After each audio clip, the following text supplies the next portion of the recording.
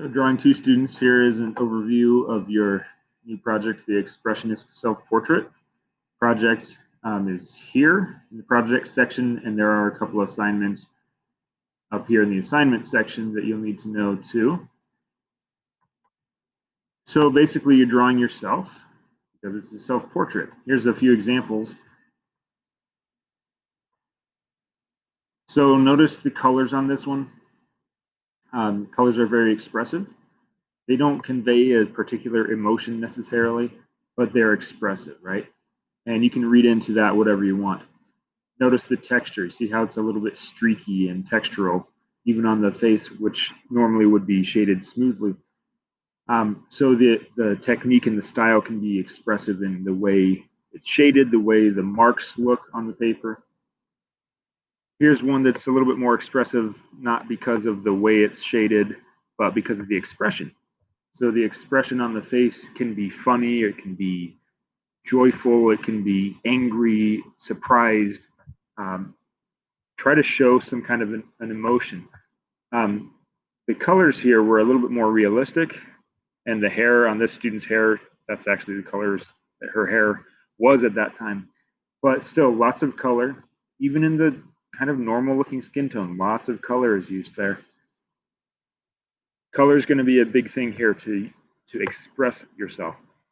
Here's one that has a few weird little shapes kind of on there, but and that's okay too. The emotion here on the face, the expression on the face is a little bit different. It's not just your average straight face with really no expression. And then this one, I don't know, I think for this one, the expression of the face, the angle of the head, and the colors all sort of say calmness to me.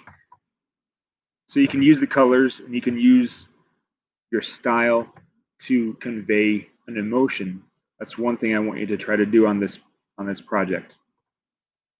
So those are some finished examples.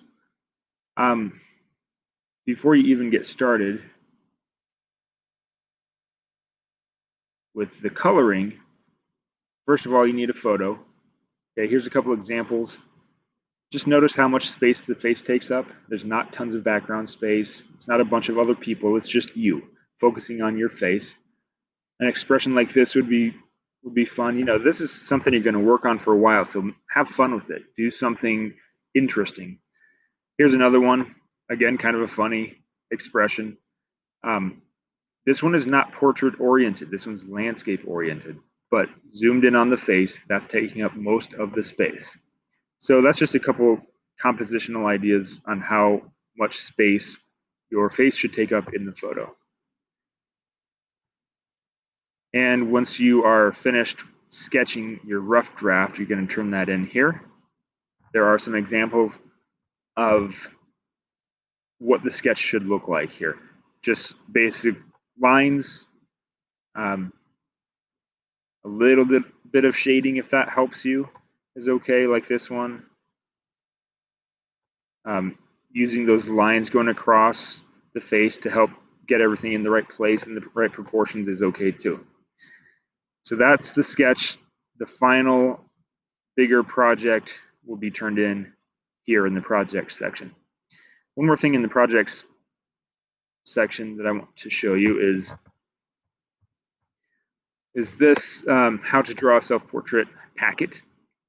It's got some helpful information for you, especially as you start sketching. So especially these first 2 pages.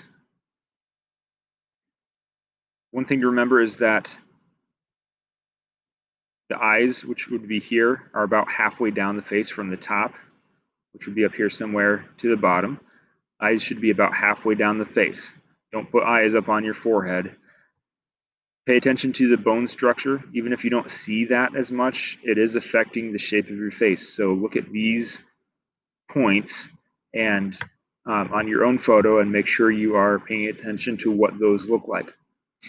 Remember that if you're facing straight ahead, your face should be about 5 eyes wide on average. One eye should be able to fit between your 2 eyes. And there's some more information here that could be helpful.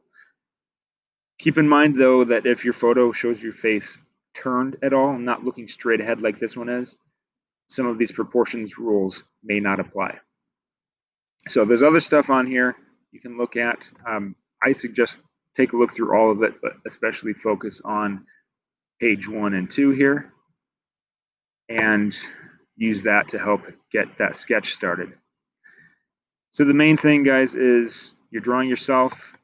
Think about what colors you're going to use eventually to express the emotion or express some kind of whatever you want to portray in your portrait. Think about what colors make sense for that. I think this one is the one that shows the best example of textural style.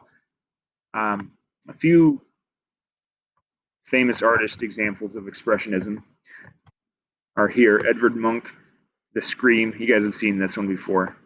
So this is not a portrait project like what we're going to do, but just look at how the colors and the waviness of this expresses this emotion here on this picture. This one too, the emotion on the face is captured there. The harsh lighting symbolizes some kind of emotion. I mean, it's up to you, the viewer, to determine what you feel when you look at these. Here's Egon Schiele, and his portraits are, yeah, very angular and kind of grotesque in some ways, but just the style. See, the style is just different, and you can do something similar. Here's another one by him. You don't have to do that crisp, clear, perfectly realistic type of shading. Franz Marc did some expressionist stuff with animals mostly in most of his work. So again, the colors here are not realistic, but they convey a certain emotion depending on the viewer. And this one as well. This is one of his more famous paintings. So think about those things. You don't have to, you know, like these are fairly realistic in style.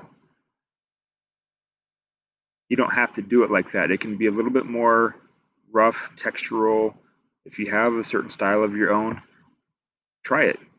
I want it to be fairly realistic so we can tell who it is. It's not abstract. I don't want you to do anime and make yourself totally like a cartoon or anything, but feel free to exaggerate some of the features and some of the textures. Not that these are bad. These are really good drawings, but you know, it's just very crisp and very realistic other than the colors. It does not have to be that way. Definitely let me know if you have any questions along the way.